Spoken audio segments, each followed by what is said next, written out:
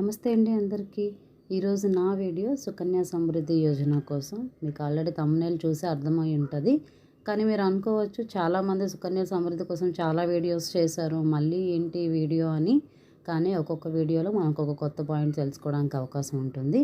ఈరోజు నా వీడియోలో మీకు సుకన్య సమృద్ధి యోజన పథకంలోని 69 లక్షలు పొందుకోవాలంటే ఏ విధంగా మనం స్టెప్స్ తీసుకొని అమౌంట్ పే చేయాలి అనేది మీకు నేను క్లియర్గా ఎక్స్ప్లెయిన్ చేస్తాను. ఈ వీడియో ఎక్కడ కూడా మిస్ చేయకుండా, స్కిప్ చేయకుండా ఎండ్ వరకు చూడండి, మీకే అర్థమవుతుంది. ఈ స్కీము సెంట్రల్ గవర్నమెంట్ స్కీము. ఈ స్కీమ్లో ఓన్లీ ఇది ఆడపిల్లల కోసం మాత్రమే ఈ స్కీమ్ అన్నది ప్రవేశపెట్టారు.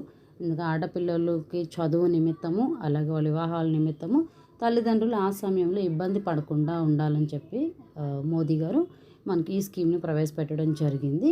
ఈ scheme only for girl child's. ఈ స్కీమ్లో ఇద్దరు ఆడపిల్లలకి మనం ఈ స్కీమ్ తీసుకోవచ్చు.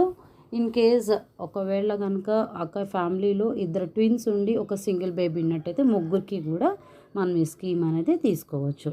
ఈ స్కీమ్ ఎలిజిబిలిటీ వచ్చి 0 to 10 years అండి. అంటే బార్న్ బేబీ నుండి 10 years ఉన్న ఏజ్ అమ్మాయి వరకు కూడా మనం ఈ స్కీమ్లో జాయిన్ చేయొచ్చు. ఈ స్కీమ్ డ్యూరేషన్ వచ్చి 15 years ఉంటుంది. అంటే మనం బార్న్ బేబీ నుంచి మనం ఒకలా కట్టడం స్టార్ట్ చేసినట్టయితే 15 years వరకు మనం ఈ స్కీమ్లో పే చేస్తాము. దీనికి కావాల్సిన డాక్యుమెంట్స్ వచ్చి యాక్చువల్గా ఈ స్కీమ్లో మదర్ కానీ ఫాదర్ కానీ గార్డియన్గా ఉంటారు. సో మదర్ది కానీ ఫాదర్ది కానీ Aadhaar card, pan card and వాళ్ళది ఒక పాస్పోర్ట్ సైజ్ ఫోటో కావాలి. అలాగే ఎవరిదైతే మనం బేబీకి ఈ స్కీమ్లో జాయిన్ చేస్తున్నామో ఆ పాపది Aadhaar card, date of birth and తన ఫోటో కూడా కావాల్సి ఉంటుంది. అలాగే ఈ స్కీమ్ వచ్చి మినిమం పేమెంట్ 250 రూపీస్ పే చేయాలండి. మన స్కీమ్ స్టార్ట్ చేసినప్పుడు ఇయర్లో, అంటే ఇది ఫైనాన్షియల్ ఇయర్ కన్సిడర్ చేస్తారు. ఈ యొక్క సుకన్య సమృద్ధి యోజనకి ఫైనాన్షియల్ ఇయర్ అంటే April 1 నుంచి March 31 వరకు కన్సిడర్ చేస్తారు. April 1 నుంచి March 31 లోపు ఈ 1 ఇయర్లో మినిమం 250 రూపీస్ అయినా మనము అకౌంట్ ఓపెన్ చేసిన తర్వాత డిపాజిట్ చేయాలి. మ్యాక్సిమం వచ్చి 1,50,000. ఈ 1,50,000 మనం ఒకేసారి వేయాల్సిన లేదు. ఇయర్ అంతట్లో కలిపి 1,50,000 మ్యాక్సిమం లిమిట్. సో అది పే చేసుకోవచ్చు. అంటే ఇయర్లీ అవ్వచ్చు, మంత్లీ అవ్వచ్చు, లేదంటే క్వార్టర్లీ అవ్వచ్చు, హాఫ్ ఇయర్లీ అవ్వచ్చు. ఎలాగైనా మనం అమౌంట్ని ఈ అకౌంట్లో డిపాజిట్ చేయొచ్చు. కానీ ఎలా పే చేసినప్పటికీ మినిమం 250 రూపీస్ పే చేయాలి. మ్యాక్సిమం 1,50,000 వరకే మనము ఈ అకౌంట్లో పే చేయడానికి అవుతుంది. దీనికి వచ్చి పార్షల్ విత్డ్రాల్ 18 years అండి. యాక్చువల్గా దీనికి స్కీమ్ మెచ్యూరిటీ వచ్చి 21 years. అంటే మనం 15 years వరకు మన అమౌంట్ పే చేస్తాము. ఇంకొక 6 years మనకి కూలింగ్ పీరియడ్, వెయిటింగ్ పీరియడ్ ఉంటుంది. సో 21 yearsకి మనం అమౌంట్ అనేది విత్డ్రాల్ చేసుకోవడానికి అవుతుంది. ఈ పార్షల్ విత్డ్రాల్ అనేది బేబీ ఏజ్ 18 years వచ్చినప్పుడు పార్షల్ విత్డ్రాల్ కూడా ఇస్తారు. అప్పుడు 50% ఆఫ్ అమౌంట్ మనం వాళ్ళ చదువుల కోసం మనం వాడుకోవచ్చు. అప్పుడు మనకి ఎట్లాంటి క్వశ్చన్స్ లేకుండానే మనం ఆల్రెడీ అక్కడ పే చేసి ఉన్నాం కాబట్టి 50% ఆఫ్ ది అమౌంట్ మనం తీసుకోవచ్చు. ప్రీ క్లోజర్ కూడా ఉన్నది. ఆఫ్టర్ 5 years ఆఫ్ డిపాజిట్ మన అకౌంట్ ఓపెన్ చేశాక ఒక 5 years తర్వాత మనము దీన్ని ప్రీ క్లోజ్ చేసుకోవచ్చు. కానీ స్ట్రాంగ్ రీజన్స్ ఉంటే కానీ మనకి ప్రీ క్లోజర్ ఇవ్వరు. In case account holder death of account holder కానీ, ఇన్ కేస్ ఏవైనా ఇన్క్యూరబుల్ డిసీజెస్ వచ్చినప్పుడు మాత్రమే ప్రీ క్లోజింగ్ చేస్తారు. ఒకవేళ మనము ఈ అమౌంట్ ఈ 1 yearలో ఫైనాన్షియల్ ఇయర్ ఏదైతే ఉన్నదో ఫైనాన్షియల్ ఇయర్లో అట్లీస్ట్ మినిమం అమౌంట్ కూడా వేయకపోతే కనుక అకౌంట్ డిస్కంటిన్యూ చేస్తారండి. ఎప్పుడైనా మనం మర్చిపోయినా, ఒకవేళ మనం వేయలేని ఎక్కడైనా వెళ్ళిపోయినా ఎక్కడైనా మనం వేయలేము అనుకుంటే కనుక ఆ అకౌంట్ డిస్కంటిన్యూ అవుతుంది. కానీ దానివల్ల ప్రాబ్లం ఏమీ లేదు. ఒక 250 రూపీస్ మనం పెనాల్టీ పే చేసి మళ్ళీ దాని అకౌంట్ని కంటిన్యూ చేసుకోవచ్చు, యాక్టివేట్ చేసుకోవచ్చు. ప్రజెంట్ దీని రేట్ ఆఫ్ ఇంట్రెస్ట్ వచ్చి 8.2% ఉందండి. ఇదివరకు స్టార్టింగ్లో ఇంకా ఎక్కువ ఉండేది, 9.2 ఉండేది. తర్వాత మధ్యలో తగ్గింది, మళ్ళీ ఇప్పుడు 8.2% ఎట్ ప్రెజెంట్ అయితే ఇస్తున్నారు. ఇన్ ఫ్యూచర్ ఈ రేట్ ఆఫ్ ఇంట్రెస్ట్ తగ్గచ్చు, పెరగచ్చు. అది సెంట్రల్ గవర్నమెంట్ డిపెండెంట్ అని సెంట్రల్ గవర్నమెంట్.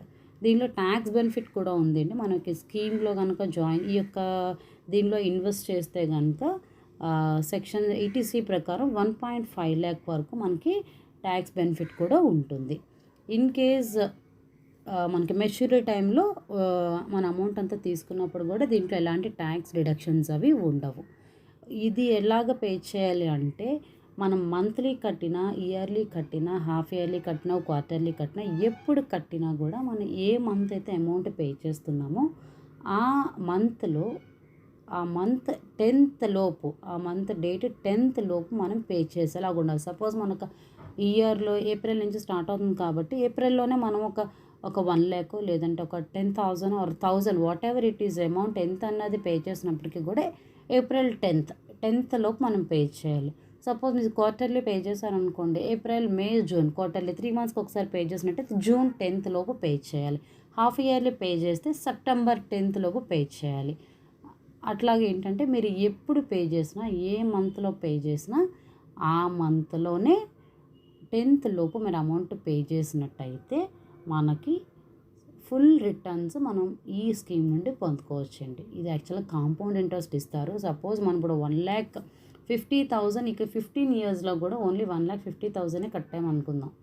ఈ కట్టినప్పుడు మనకి 3 times మరి 1,50,000 కడితే మనకి 4,50,000 మన మెచ్యూరిటీ టైంలో మనకి అమౌంట్ వస్తుంది. 3 times ఏమంటే యాక్చువల్గా ఇది కాంపౌండ్ ఇంట్రెస్ట్. దీనిలో ఏంటంటే సపోజ్ ఇక్కడ ఒక 2,000 కనుక మంత్లీ మనం పే చేసినట్టయితే ఇయర్లీ 24,000 అవుతుంది. అదే 15 yearsకి 3,60,000 అవుతుంది. దీని మీద 8.2% మనం ఇంట్రెస్ట్ రేట్ వేసుకుంటే ఇంట్రెస్టే మనకి 7,48,412 రూపీస్ వస్తుంది.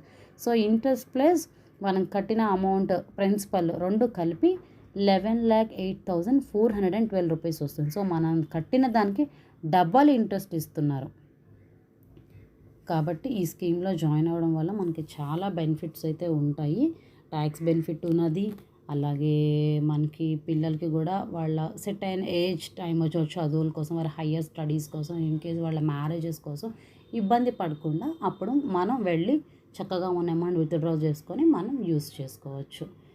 ఇంకా ఈ స్కీమ్లో జాయిన్ అవ్వడం వాళ్ళు ఎవరైనా ఉన్నట్టయితే మీరు ఇంకా ఇప్పుడు March 31st వరకు టైం ఉంది కాబట్టి మీరు అకౌంట్ ఓపెన్ చేసి ఎంతో కొంత మినిమం అమౌంట్ డిపాజిట్ చేయొచ్చు. ఆల్రెడీ ఓపెన్ చేసి ఈ ఇయర్లో ఇంకా కనుక ఇంతవరకు అమౌంట్ ఏమీ డిపాజిట్ చేయలేదు అనుకుంటే మినిమం అమౌంట్ అయితే 250 రూపీస్ ఉంది కాబట్టి అకౌంట్ డిస్కంటిన్యూ కాకుండా 250 రూపీస్ అమౌంట్ డిపాజిట్ చేసి మన అకౌంట్ని యాక్టివేట్గా ఉంచుకోండి.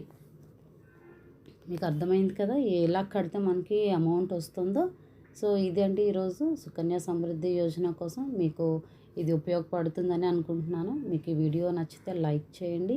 అలాగే చాలా మీకు తెలిసిన వాళ్ళకి షేర్ చేయండి. ఎందుకంటే మనమే కాదు వాళ్ళు కూడా బెనిఫిట్ పొందుకోవాలి కదా. ఇలాంటి వీడియోస్ మరిన్ని మీకు కావాలనుకుంటే నా ఛానల్ని సబ్స్క్రైబ్ చేసుకోండి. Thank you.